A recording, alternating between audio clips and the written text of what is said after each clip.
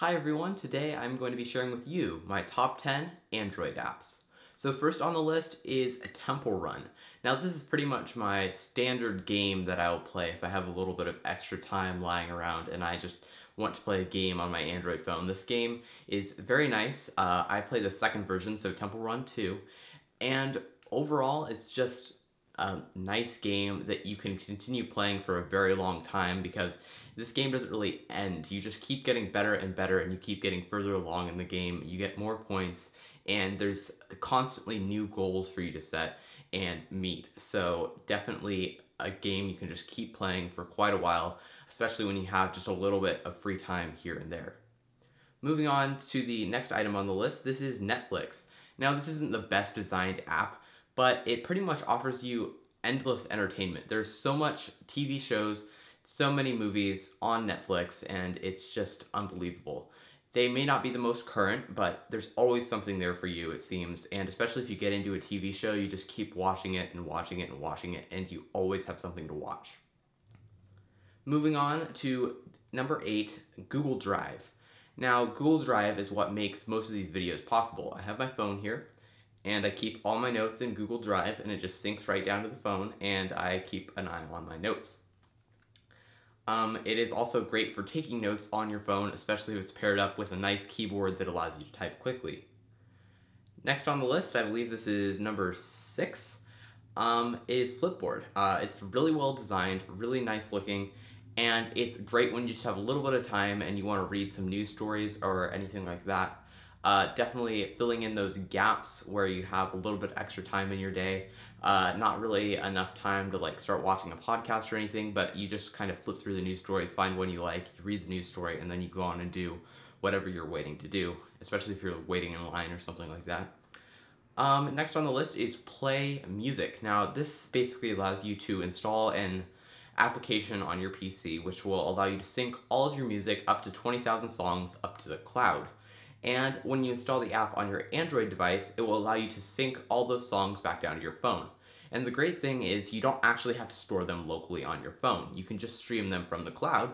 But if you have some favorite songs that you never want to be without, you can pin them to your device, which means it will store them locally on your SD card or just on the device memory or whatever, and it will always be there whether you're connected or not. Next on the list is Battery Widget Reborn.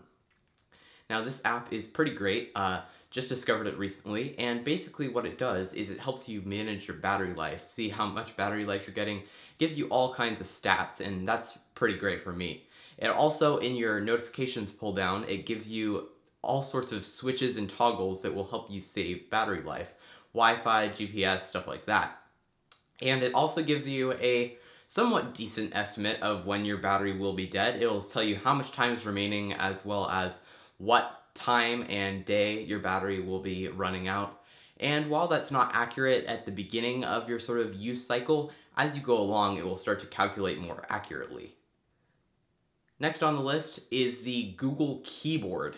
Now this is actually pretty great. Okay, most of the stock keyboards on phones, unless of course you have a Google Experience phone, in which case you would already have this keyboard, they're pretty bad. Okay.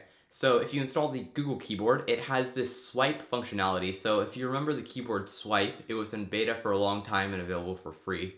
This is basically just as functional as that, but I find it even more functional and easy to use. If functional is a word, of course.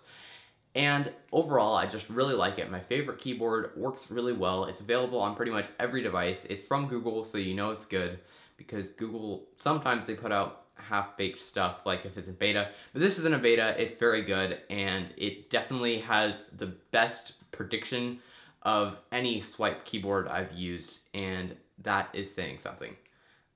Moving on, next on the list, Titanium Backup. Now this is great when you're trying out a bunch of new ROMs and you want to just move your apps and their data back and forth between ROMs.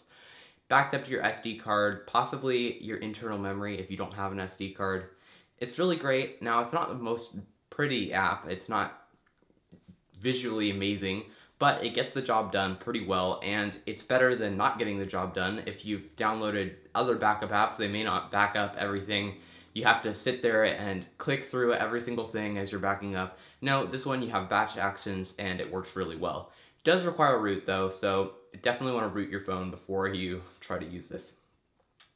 Next on the list, this is number 2, Opera/Opera Mini. This is an amazing web browser for the Android platform. Most of the browsers I've tried, especially even Chrome, which should be pretty good because it's Google's browser, not really they're slow. That's how it's said. They're slow. So by trying out Opera, it does some sort of compression or something like that. It sends it to Opera servers first. Whatever website you're visiting goes to Opera servers, and then it comes to you in a more compressed fashion, and that makes it load much faster. Now, I wasn't really sure that it was because my data network was slow that websites were loading slow, because if I tethered to my PC, it worked just fine. But this Opera browser sort of optimizes everything for mobile, especially the Opera Mini version, and it really just works out really well. Still not as fast as a PC, but it's pretty much as fast as you're going to get on a mobile platform. The final thing that I just like so much, and that is my Wi-Fi Tethering app. There's a very particular one. It does require that you be root, and it just always works all the time. No problems whatsoever. It allows protecting your Wi-Fi hotspot with encryption, and so WPA, WPA2, and also it works really fast on 4G, and it doesn't have these restrictions like if you use the carrier's built-in app. No restrictions whatsoever. It does tell you right on that screen how much data you're using, which sometimes if you're streaming Netflix a lot does add up to a lot. But it's just a really convenient thing to have, even if there is Wi-Fi nearby and it's just kind of slow and there's a lot of people on the network. Sometimes you'd like to use this. It also offers some Bluetooth tethering functionality if you have like older devices. Haven't really used that yet, but the Wi-Fi part does work very well. And that's about it. So if you want to let me know what apps you use on your Android phone or any other platform, you can leave a video response or just a comment if that's more your thing. And you can also check out all the apps I mentioned in this video in the description box below. I have links to all of them. And that is it. So thanks for watching, and I'll see you again soon with another video.